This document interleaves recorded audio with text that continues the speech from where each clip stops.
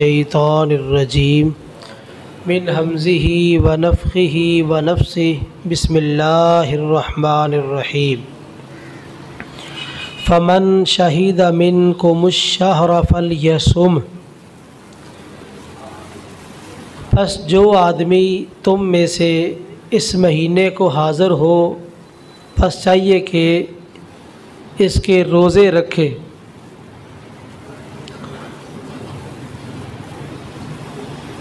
ये टुकड़ा इस बात को साबित कर रहा है कि रमज़ान के रोज़े हर सूरत में फ़र्ज़ है।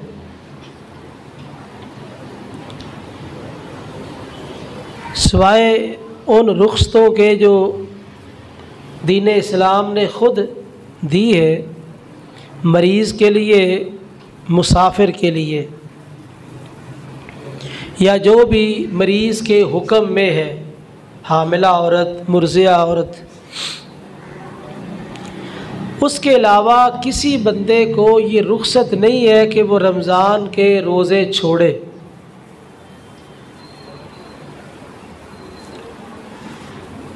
पीछे जो आयत है, वअलल्लज़ीना युतीक़ूनहु फ़िद्यतुन तआमु मिस्कीन, उन लोगों पर जो रोज़ा रखने की ताकत रखते हैं, एक मिस्कीन का फ़िदिया है। तो ये पहले रुख़सत थी, बाद में ये आयत इसने आके उस रुख़सत को ख़त्म कर दिया है। अब उस आयत का जो माना है, जो ताकत नहीं रखते वो फ़िदिया दे सकते हैं। जो रोज़ा रखने की ताकत पाते हैं उन्हें ज़रूर रोज़ा रखना चाहिए। किसी किस्म की कोई रुख़सत नहीं है उनके लिए। कई लोगों ने बहाना बनाया, जी मेरा काम बड़ी मुशक्क़त वाला है, लिहाजा मैं रोज़ा छोड़ देता हूँ। कोई बहाना नहीं, थोड़ा कर लें, मालिक तनख्वाह कम देगा, यही है ना, अल्लाह तो राज़ी हो जाएगा। सारा साल एक आदमी काम करता है, पूरी तनख्वाह लेता है, एक महीना अगर कम भी तनख्वाह मिल जाए तो क्या होगा? लेकिन ऐसा होगा नहीं। अगर कोई आदमी रोज़े रखे और अपने मालिक से ये दरख्वास्त करे कि मेरे काम में तख़फ़ीफ़ कर दी जाए, तो इतना संग दिल कोई भी नहीं है कि वो इसके बावजूद भी सख्ती करे। तो बहरहाल इस टुकड़े से ये बात मालूम हुई कि रोज़ा रखना हर मुसलमान पे, आक़िल पे, बालिग़ पे, मर्द पे, औरत पे यानी फ़र्ज़ है।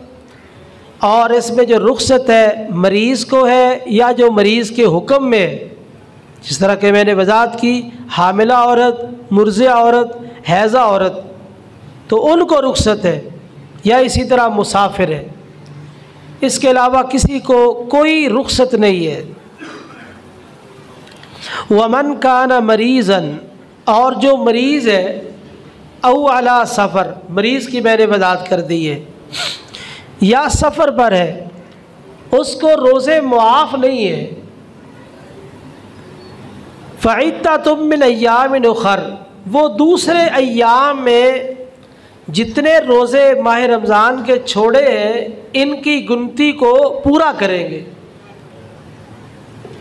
ये मसला तो पीछे गुज़र चुका है कि जो मुस्तकिल मरीज़ है, दायमी मरीज़ या बुज़ुर्ग है, ताकत ही नहीं रखते, वो फ़िदिया दे देंगे, उनको गिनती पूरी करने की ज़रूरत नहीं है। ये है कि मरीज़ जो आर्ज़ी है और इसी तरह मुसाफिर, तो दूसरे अय्याम में इसकी गिनती को ज़रूर पूरा करना है। आगे फरमाया, युरीदुल्लाहु बिकुमुल युस्रा वला युरीदु बिकुमुल उस्र, अल्लाह तुम्हारे साथ आसानी का इरादा करते हैं, तंगी का इरादा नहीं करते। ये आसानी है कि देखो मरीज़ और मरीज़ के हुक्म में जो थे उनको रुख़सत दे दी, मुसाफिर को रुख़सत दे दी। जो सेहतमंद है, तंदुरुस्त है और मुकीम है, अपने घर में रह रहा है, तो उसको चाहिए कि रोज़ा रखे, तो आसानी है। और रोज़ा भी पहले 21 घंटे का था, दिन और रात का सवाए मगरिब से लेके सोने से पहले तक, लेकिन हमें रुख्सत दे दी गई कि सिर्फ दिन का आप रोज़ा रख लें। तो ये अल्लाह ने आसानी का इरादा किया है। और ये भी आसानी का इरादा है कि 11 महीनों में जो हमारे अंदर कमज़ोरियाँ वाक़ई होती है, इस महीने के ज़रिए से वो कमज़ोरियाँ दूर हो जाती है। जो गुनाह हो जाते हैं इस महीने के ज़रिए से, इसकी बरकतों से वो गुनाह माफ़ हो जाते हैं। तो इसलिए अल्लाह ताला ने तुम्हारे साथ आसानी का इरादा किया है, तंगी का इरादा नहीं किया। और दूसरी बात, वली तुकमिलुल इद्दा, ताकि तुम इद्दत गिनती को पूरा करो।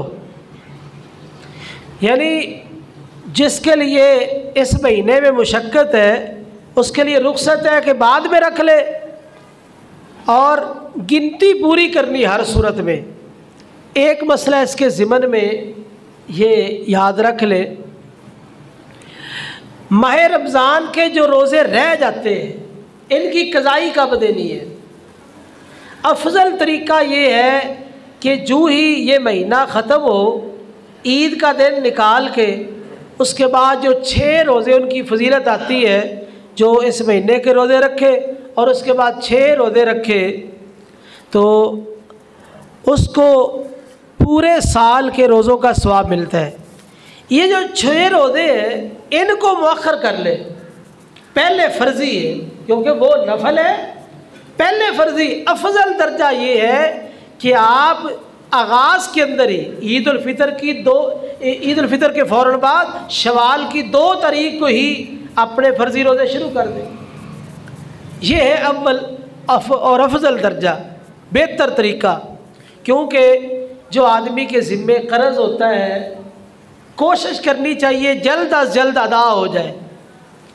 आगे है कुछ आसानी कि अगर आप तसलसल से रोज़े नहीं रख सकते, एक रोज़ा रख ले, एक नागा कर ले। अगर इतना भी नहीं कर सकते, एक रोज़ा रख ले, 2 नागे कर ले।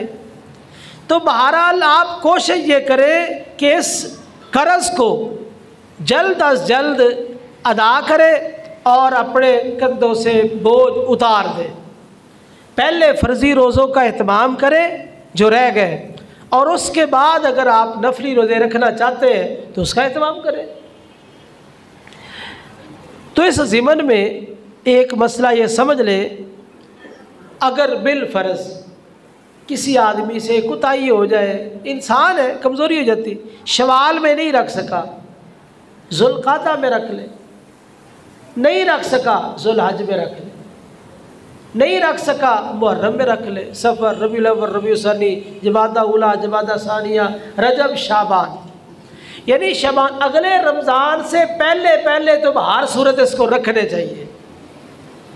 ये रुख्सत है, लेकिन अफजल दर्जा मैंने बताया कि पहली फुर्सत में ही रख लिए जाए। तो वैसे अगले रमज़ान से पहले पहले आप इसको रख सकते हैं, आपकी वो गिनती पूरी हो जाएगी।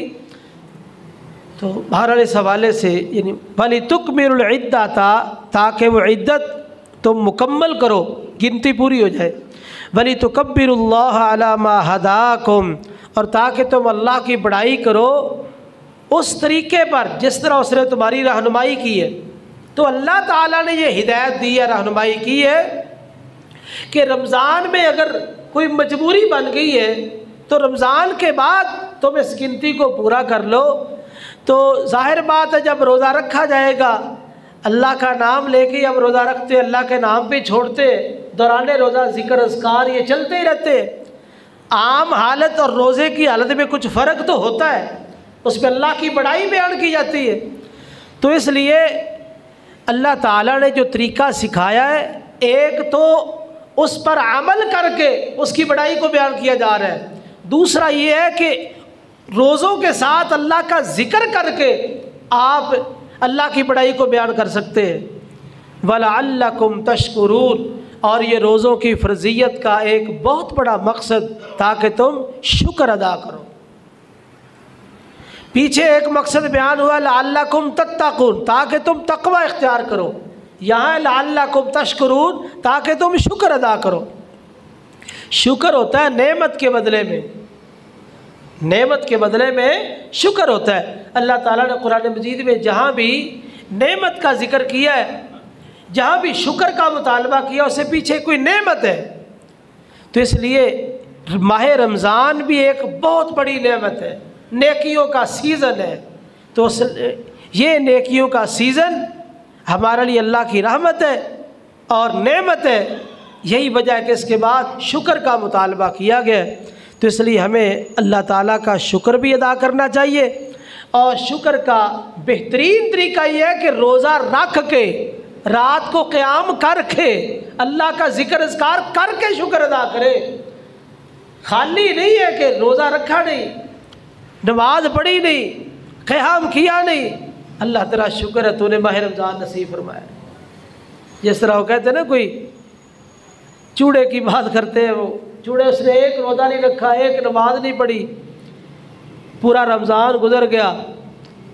ईद का दिन आया, सुबह सुबह अपनी बीवी को कहने लगा, उठ हलवा खीर पका, क्यों मुर्ताद करके मारने लगी है।